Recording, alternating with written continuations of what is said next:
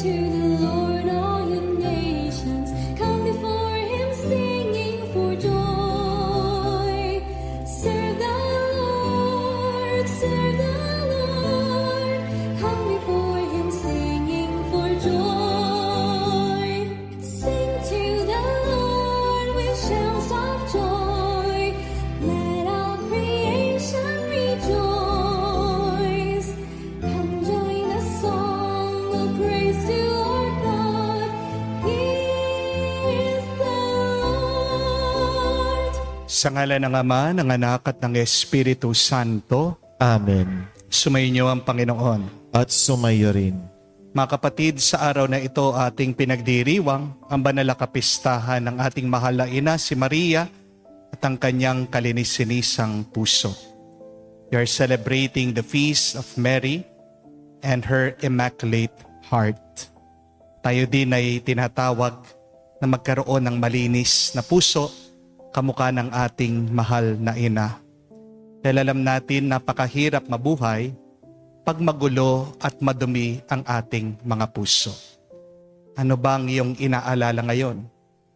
Puno ba ng galit pa rin ang iyong puso? Baka merong kang kinaiinggitan. Baka merong kang hinanakit. Baka merong kang takot, pangamba. Baka ikaw ay may pagdududa. Ano man ang iyong nararanasan na masama o negatibo sa loob ng iyong puso, mga kapatid, bigay mo sa Diyos. Alay mo sa Diyos.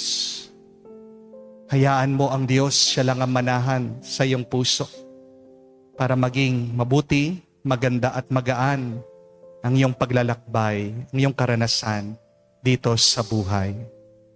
Sa mga napakaraming beses na kung saan hindi pa rin tayo natutong bumitiw sa ating mga masasakit na karanasan sa nakalipas hanggang ngayon sa kasalukuyan. Pagdasal natin ito, hingin natin ang tawad sa Diyos, mga pagkakataon na kung saan di tayo nagpuri at nagpasalamat sa Kanya, nakalimutan nating sumunod sa Kanya, magtiwala sa Kanya. Para sa pagpapatawad natin, makita tayo minsan pa maging karapat dapat na makatanggap sa mga banal na misteryo. Inaamin ko Sa makapangyarihang Diyos at sa inyo mga kapatid, na lubha akong nagkasala sa isip, sa salita, sa gawa, at sa aking pagkukulang. Kaya isinasamo ko sa mahal na Birheng Maria, sa lahat ng mga anghel at mga banal, at sa inyo mga kapatid, na ako'y ipanalangin sa Panginoong ating Diyos. kaawaan tayo na makapangyarihang Diyos, patawarin tayo sa ating mga kasalanan, at patnubayan tayo sa buhay na walang hanggan. Amen. Panginoon, kaawaan mo kami. Panginoon, kaawaan mo kami. Kristo, kaawaan mo kami. Kristo, kaawaan mo kami. Panginoon, kaawaan mo kami. Panginoon, kaawaan mo kami. Manalangin tayo. Ama naming makapangyarihan, ipagkaloob mo sa amin ang lakas upang alalayan kaming mga mahihina. Ngayon ginugunita ang mahal na Birheng Ina ng Diyos. Kami dinadalangin niya'y makabangon nawa sa pagkalugmok sa kasalanan. Niluluhog namin ito sa pamagitan ni Jesucristo, kasama ng Espiritu Santo magpa sa walang hanggan. Amen.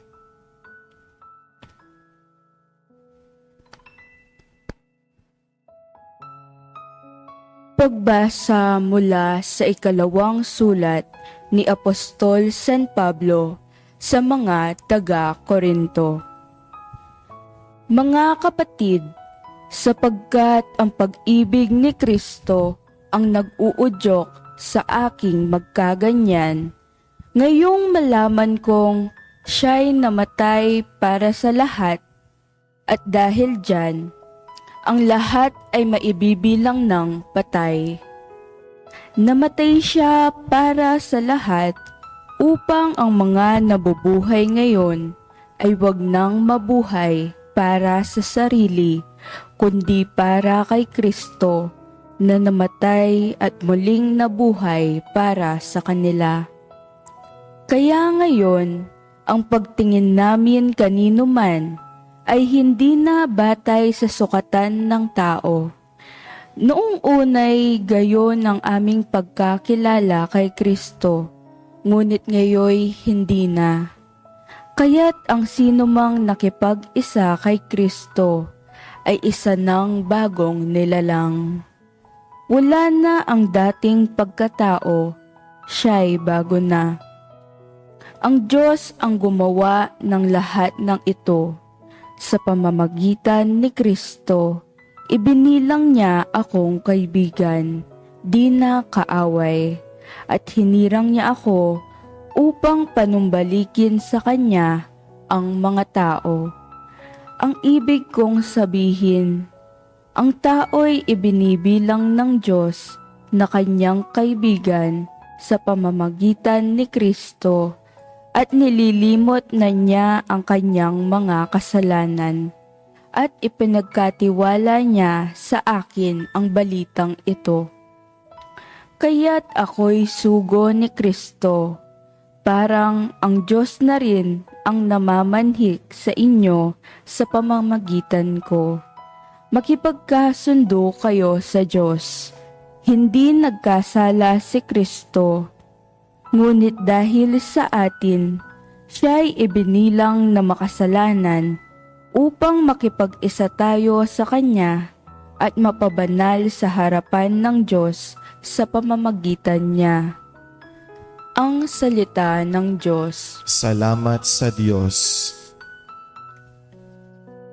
Ang ating mahabaging Diyos ay nagmamagandang loob. Ang ating mahabaging Diyos ay nagmamagandang loob.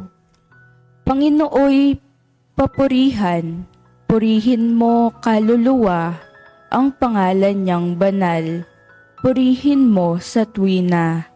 Ikaw aking kaluluwa, ang Diyos ay papurihan, at huwag mong lilimutin yaong kanyang kabutihan. Ang ating mahabaging Diyos ay magmamagandang loob. Ang lahat kong kasalanay, siya ang nagpapatawad. Ang anumang aking sakit, ginagamot niyang lahat. Sa bingit ng kamatayan, ako ay inililigtas at pinagpapala ako sa pag-ibig niya't habag. Ang ating mahabaging Diyos ay nagmamagandang loob. Kay ganda ng kalooban, mahabagin itong Diyos. Kung magalit ay banayad, kung umibig na may lubos. Banayad niya kung magalit, hindi siya nagtatanim. Yaong taglay niyang galit, hindi niya kinikimkim. Ang ating mahabaging Diyos ay nagmamagandang loob. Ang agwat ng lupa't langit, sukatin may hindi kaya. Gayon ang pag-ibig ng Diyos sa may takot sa Kanya. Ang silangan at kanluran, kung gaano ang distansya, gayong-gayon ang pagtingin sa sinumang nagkasala. Ang ating mahabaging Diyos ay nagmamagandang loob.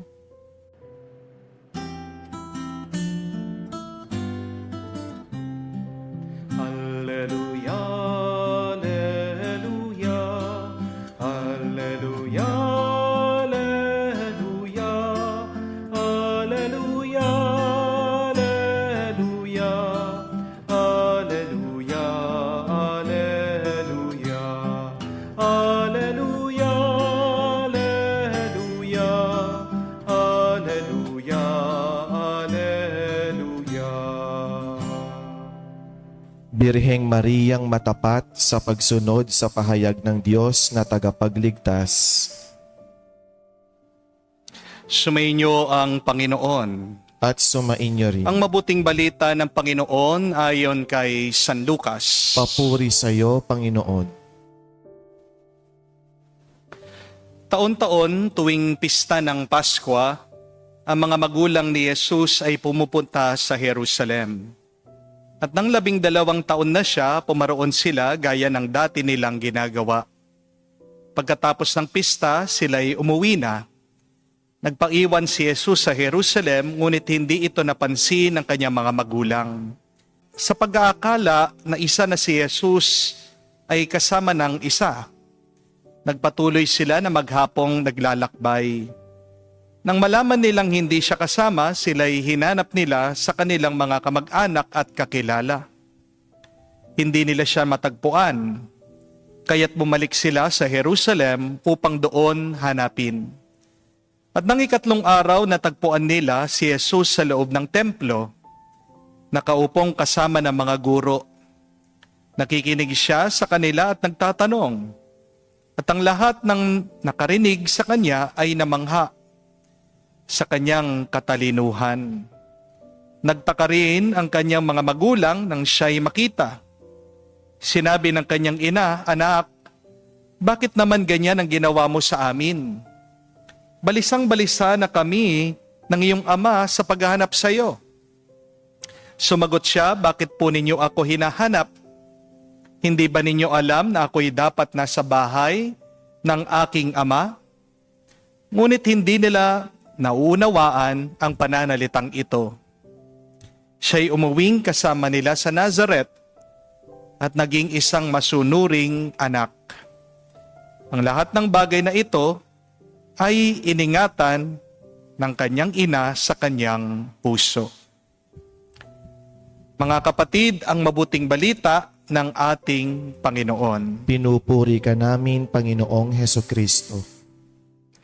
Magandang araw po muli sa inyong lahat. Magandang araw po, Father.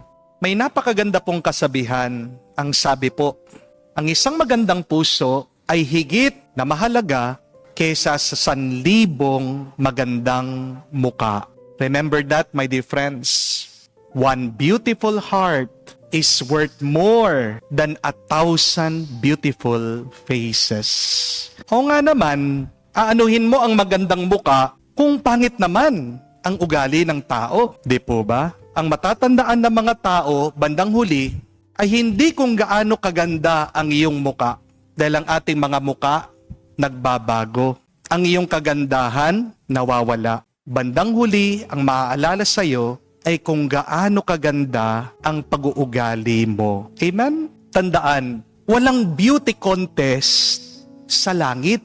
Ang pinapapasok ng Diyos sa kanyang kaharian ay hindi po yung mga flawless skin. Ang pinipili ng Diyos bandang huli ay yung mga may flawless character. Opo, wala naman pong taong perpekto. Lahat tayo nagkakamali, lahat tayo nagkakasala. Kaya nga, kailangan natin palagi na maniwala, sumunod sa Diyos. Kailangan natin ang grasya ng Panginoon para maging perpekto ang ating pag-uugali at pagkatao. Pero tandaan natin yan, ang mangyayari sa katapusan ng ating buhay ay paghuhusga. In the end, we will be judged by God.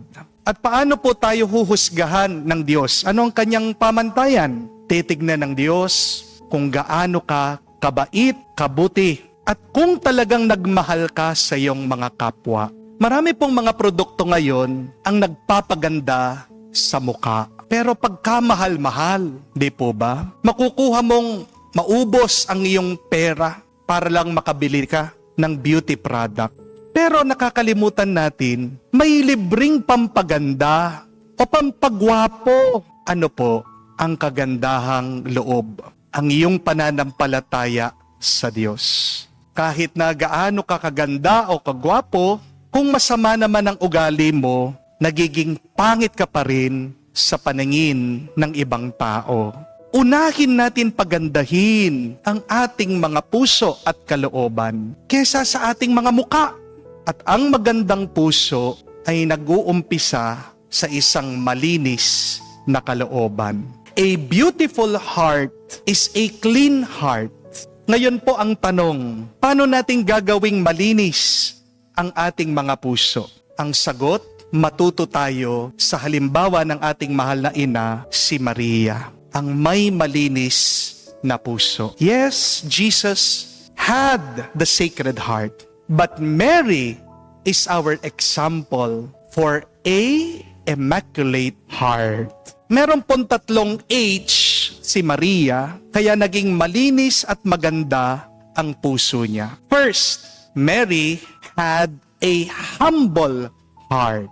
Ang pusong mapagkumbaba ay isang malinis na puso. Tandaan niyo po ang kababaang loob ni Maria. Sumunod siya sa kagustuhan ng Diyos na maging ina ng ating Panginoong Hesukristo, ang tagapagligtas ng mundo. Kapag marunong kang magpakumbaba, marunong kang bumitaw sa mga bagay na hindi mo naman talaga kailangan sa buhay na ito. Ang pusong mayabang, nakakapit sa mga hindi kailangan. Ang mayabang, nakakapit sa pangalan, sa kasikatan. Ang mayabang, nakakapit palagi sa kayamanan. Iniisip, ito ay mas mahalaga. Iniisip, ito ang makakapagligtas sa kanya. Ang mayabang, nakakapit sa paniniwala, sila ang tama. Di po ba? Dumudumi ang puso natin. Nagiging magulo ang ating relasyon at ugnayan dahil lang sa pride at kayabangan. Magiging malinis ang loob mo kung marunong kang yumuko at magpakumbaba. Kapag hindi ka marunong na sumunod sa doktor, magsasayang lang kayo ng oras at baka mas lalo pang lumala yung kalagayan mo, yung kalusugan mo. Di po ba? Bakit ang dumi ng puso mo ngayon? Baka ayaw mo kasing sumunod o magpakumbaba sa Diyos. Baka sinusundan mo lang yung sarili mong kagustuhan. Ang unang hakbang para maging malinis at maganda ang ating puso at buhay ay ang pagpapakumbaba. But second, Mary had a happy heart. Ang isang masayang puso ay isang malinis at magandang puso.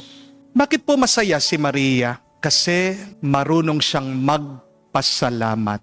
Sa Ebanghelyo, narinig po natin pumunta si Maria at Jose sa templo para ialay ang ating Panginoong Hesukristo sa Diyos.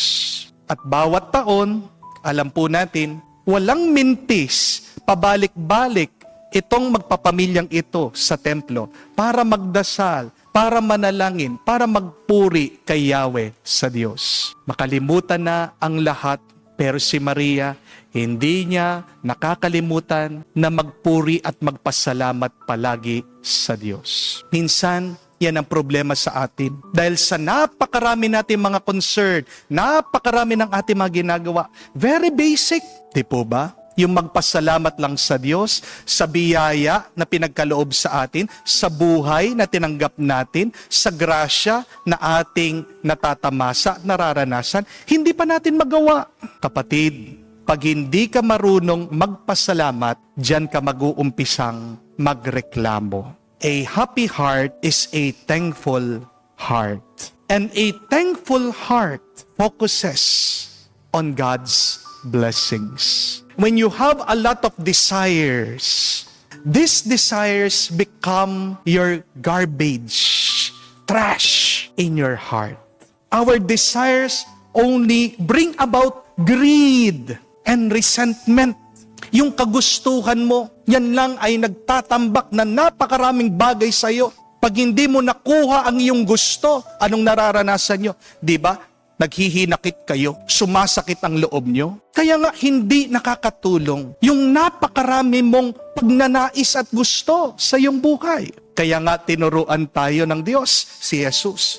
Isa lang dapat ang ating naisin. Ano? Ang kanyang kaharian. Seek first the kingdom of God and everything will be given to you besides. Kapag inuna mo, yan ang iyong ninais, ang kaharian ng Diyos, ipagkakaloob lahat sa iyo at sobra-sobra pa. Amen? Kapag nagpapasalamat ka palagi sa mga grasya at pagpapala ng Diyos, makikita mo, gaganda at gagaan ang pakiramdam mo. Amen? Ano man ang karanasan mo na pangit, hindi maganda, negatibo ngayon, kapatid, palagi ka lang magpasalamat. may sakit ka, nagpapagaling ka, marami kang utang, nagbabayad ka sa mga utang na yan, naghahanap ka ng pambayad sa mga utang. Iniwan ka man ng iyong asawa, nadidepress ka, nalulungkot ka dahil mag-isa ka, nangangamba ka kung ano ang mangyayari bukas. Dahil dito sa gera, dahil walang kasiguraduhan ngayon sa iyong buhay, kahit na ano pang masakit, pangit o negatibo, magpasalamat ka. Dahil ang marunong magpasalamat sa Diyos, nagiging mas maliwanag at positibo ang kanyang buhay. Amen? Third and last, Mary had a helpful heart. Gumaganda, gumagwapong isang tao kapag matulungin siya. Pagkaganda-ganda man ng isang babae o pagkagwapo-gwapo man ng isang lalaki, kapag iyan makasarili at tamad, nakaka-turn off. Di po ba? Helpfulness is attractive.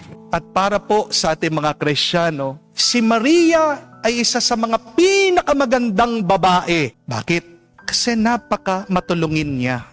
Sipin nyo, balikan nyo ang kwento sa Mabuting Balita. Nung nabalitaan niya ang matanda niyang kamag-anak si Santa Elizabeth ay nagdadalang tao, kahit na malayo sa kanila, tumakbo siya, nagmadali siya, pinuntahan niya itong kanyang kamag-anak para tulungan siya. Nakiusap si Maria sa kanyang anak, tulungan yung mga bagong kasal kasi naubusan na sila ng alak. Ayaw niyang mapahiya yung mga bagong kasal. At ano ang naging resulta nun? Ang unang milagrong ginawa ng ating Panginoong Jesucristo. Do you realize that? That it is because of Mary that Jesus did His first miracle. Dahil tumulong si Maria, nagkaroon ng milagro doon sa kasalan. At hanggang ngayon, sa pamamagitan ng mga iba't ibang aparisyon, bumabalik dito sa mundo, nagpapakita ang ating mahal na ina, para tulungan tayo sa ating mga pangangailangan. Pinagdarasal niya tayo. May magandang nakasulat po sa Biblia.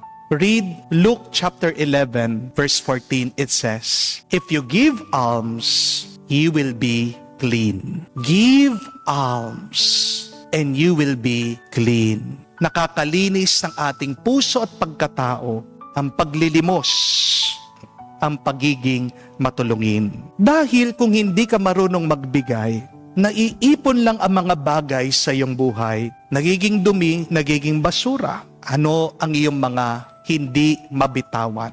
Ano ang mga bagay na hindi mo maibigay sa Diyos? Maganda rin itanong, handa ba akong tumulong sa iba? Kung tumutulong ka lang para magkahiwalay kayo nung humihingi ng tulong, kapatid, hindi malinis ang puso mo.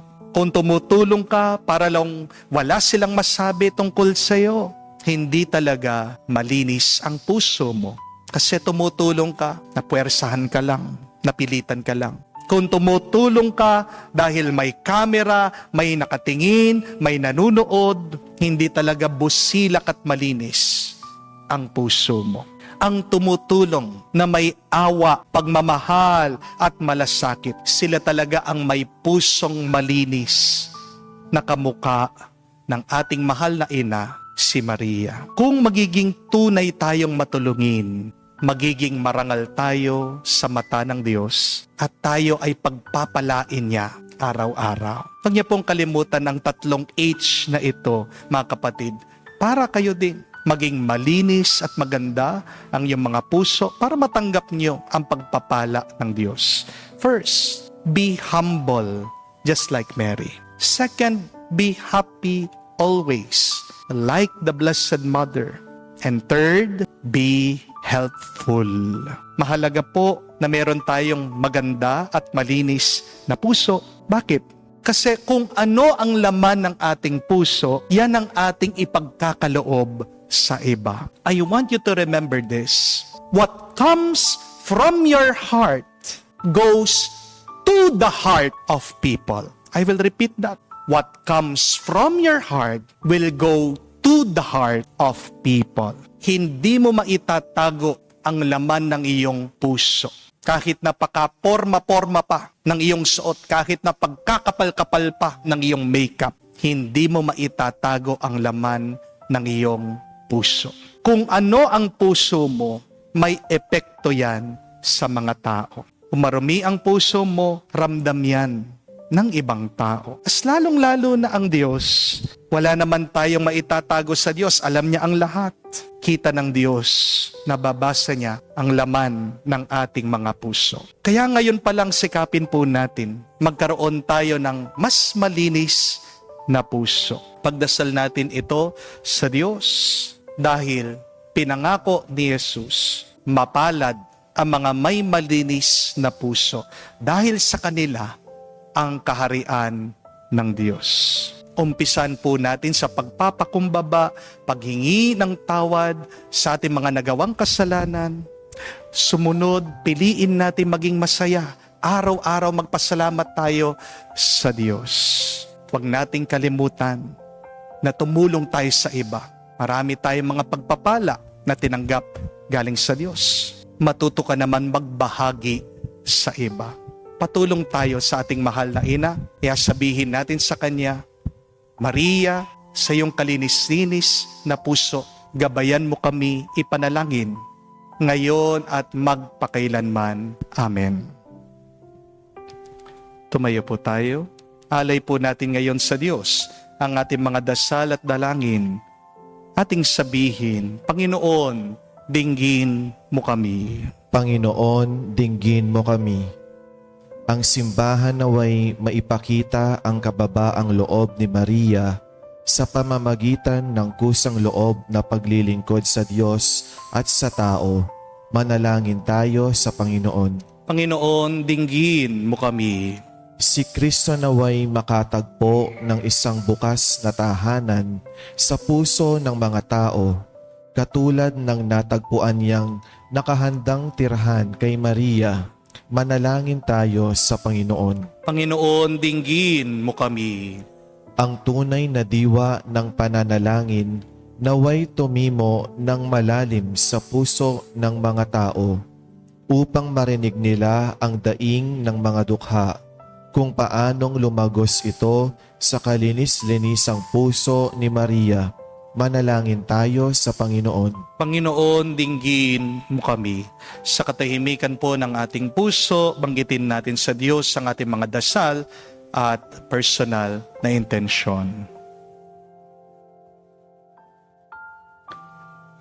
Diyos, aming Panginoon at Guro, tinisin mong aming mga puso upang tanggapin namin si Kristo ng iyong anak ayon sa diwa ng pananampalataya at pagsunod kay Maria. Hinihiling namin ito sa pamagitan ni Kristo, aming Panginoon. Amen.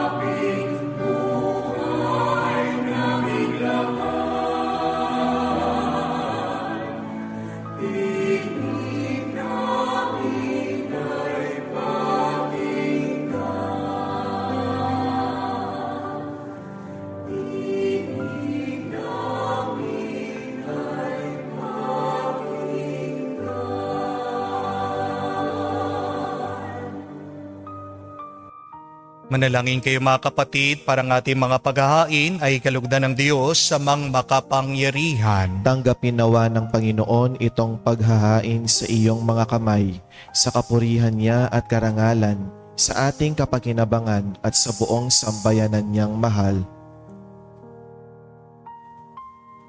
Ama naming lumika, sa paggunita namin sa Mahal na Birhen, hinihiling namin ang aming paghahain ay lakipan mo ng kapunuan upang kami ay maging handog na kinalulugod mo kailanman. Sa pamagitan ni Jesucristo kasama ng Espiritu Santo, magpa sa walang hanggan. Amen. Sumainyo ang Panginoon. At sumayo rin. Itaas sa Diyos sa inyong mga puso at diwa. Itinaas na namin sa Panginoon. Pasalamatan natin ang Panginoong ating Diyos. Marapat na siya ay pasalamatan. Ama naming makapangyarihan, tunay ngang marapat na ikaw ang aming pasalamatan. Ngayon ginugunita namin si Maria at ang kanyang kalinis-sinisang puso. Bukod mong pinagpala sa babaeng lahat, ang Mahal na Birhen totoong mapalad na iyong piniling maging ina ng iyong anak nung isugo mo siya bilang aming Mesiyas sa kapangyarihan ng Espiritong Banal. Ang Birhen Maria ay naging inang tunay ng iyong anak na kanyang isinilang bilang liwanag nitong sanlibutan. Kaya kaisa ng mga anghel na nagsisiawit ng papuri sa iyo, nang walang humpay sa kalangitan kami nagbubunyi sa iyong kadakilaan.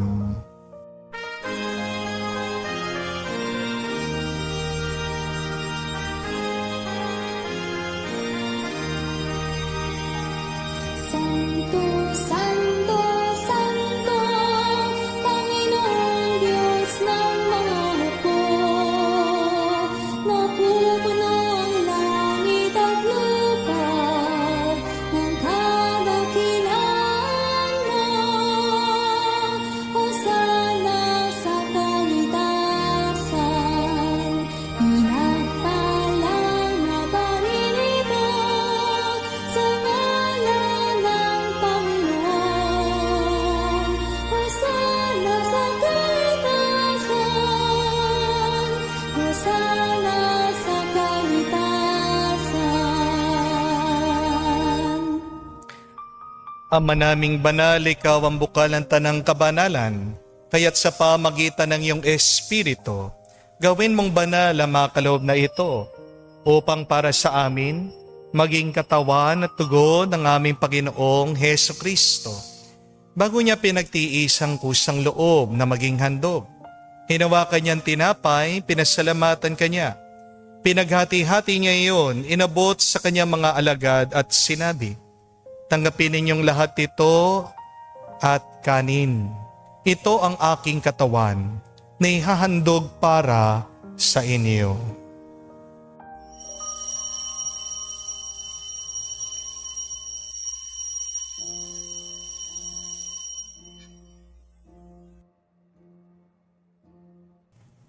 Gayon din naman, no matapos ang hapunan, hinawakan niyang kalis. Muli kanyang pinasalamatan. Inabot niyang kalis sa kanyang malagad at sinabi, "Tanggapin ninyong lahat ito at inumin. Itong kalis ang aking dugo, ng bago at walang hanggang tipan. Ang aking dugo na ibubuhos para sa inyo at para sa lahat, sa ipagpapatawad ng mga kasalanan. Gawin ninyo ito sa pag-aalaala sa akin."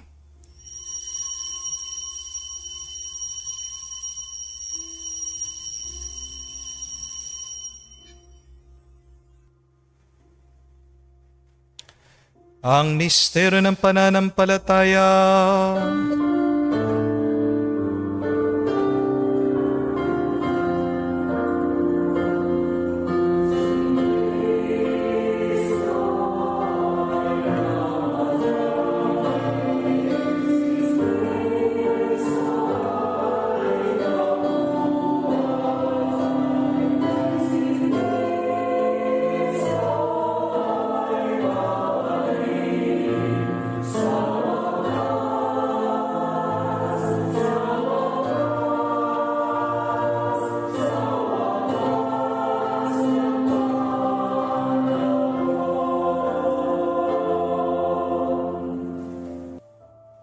Ama, ginagawa namin ngayon ang pag-alaala sa pagkamatay muling pagkabuhay ng iyong anak. Kaya tinihalay namin sa iyong tinapay nagbibigay buhay at ang kalis na nagkakaloob ng kaligtasan. Kami nagpapasalamat dahil kami yung minarapat na tumayo sa harap mo para maglingkod sa iyo. Sinasamo namin kami magsalo-salo sa katawan at dugo ni Kristo ay mabuklod sa pagkakaisa sa pamagitan ng Espiritu Santo. Amalingapin mong yung simbahan laganap sa buong daigdig. Puspusin mo kami sa pag-ibig. Kaisa ni Leon, ang aming Santo Papa, si Florentino, aming Arsobispo at ng Tanang Kaparian. Alalahanin mo rin ang aming mga kapatid na nahimlay. May pag-asang sila'y muling mabubuhay. Gayon din naman lahat ng mga pumanaw. Kawan mo't sila't patuloyin sa iyong kaliwanagan.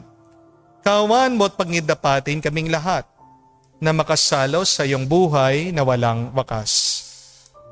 Kaisa na mahal na Birhen Maria, Ina ng Diyos, kaisa ni San Jose ang kanyang malwalhating esposo, kaisa na mga apostol, lahat na mga banal, na namuhay dito sa daigdig na kalugod-lugod sa iyo. May pagdiwang nawa namin ang pagpupuri sa ikararangal mo sa pamagitan ng iyong anak, aming Panginoong Hesukristo. Sa pamamagitan ni Kristo, kasama niya at sa Kanya, ang lahat ng parangal at papuri ay sa iyo, Diyos Ama, makapangyarihan, kasama ng Espiritu Santo, magpasawalang hanggan. Amen, Amen, Amen. Sa nakakagaling na utos sa turo ni Jesus sa Panginoon natin at Diyos, ipahayag natin ang lakas loob.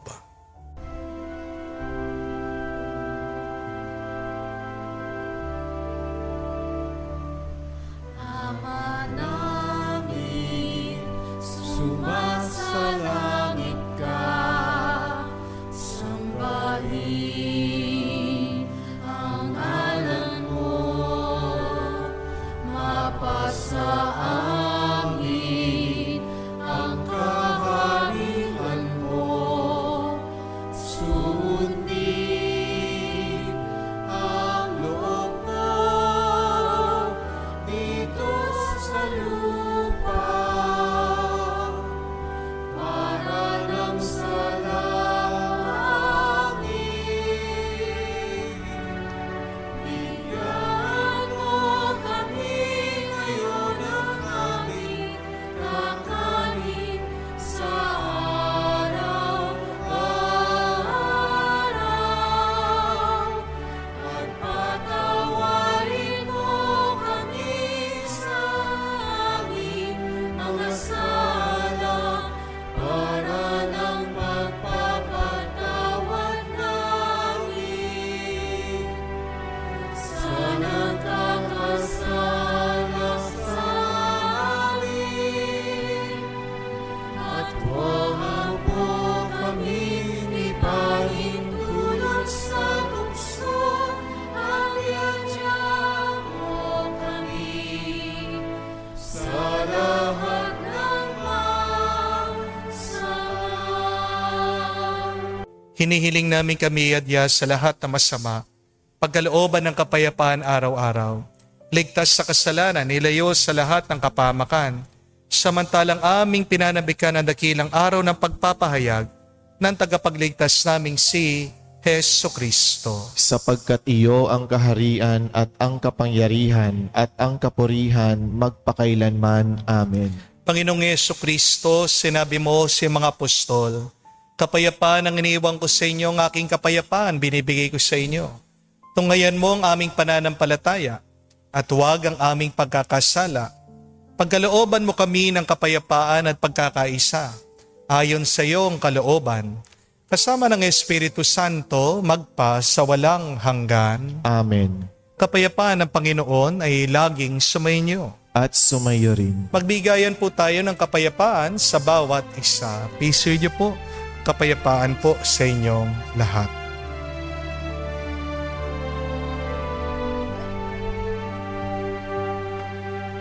Kordero ng Diyos na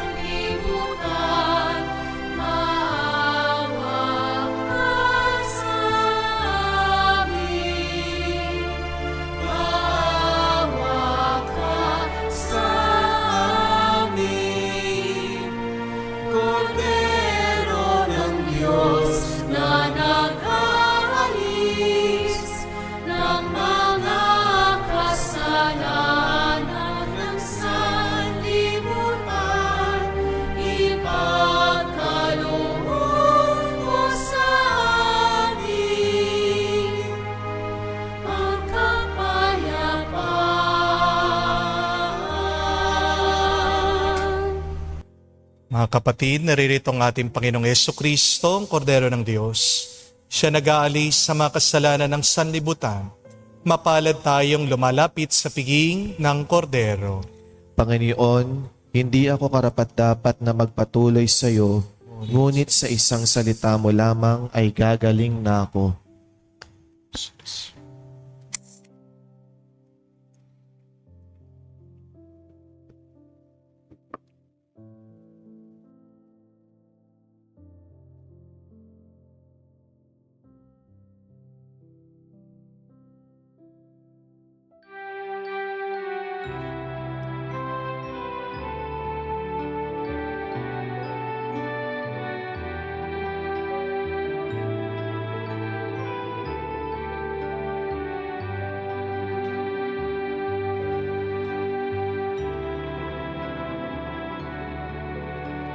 Alam mong pagkatao ko,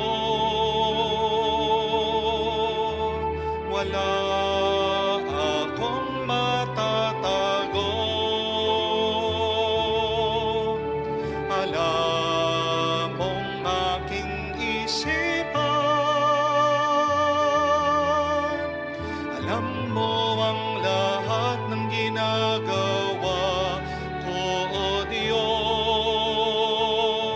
Gamayan mo ko, Diyos, sa buhay na ito. Ilapit mo ako sa pagmamahal mo.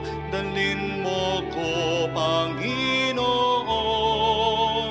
sa kalangitan. Buhay kasama mo.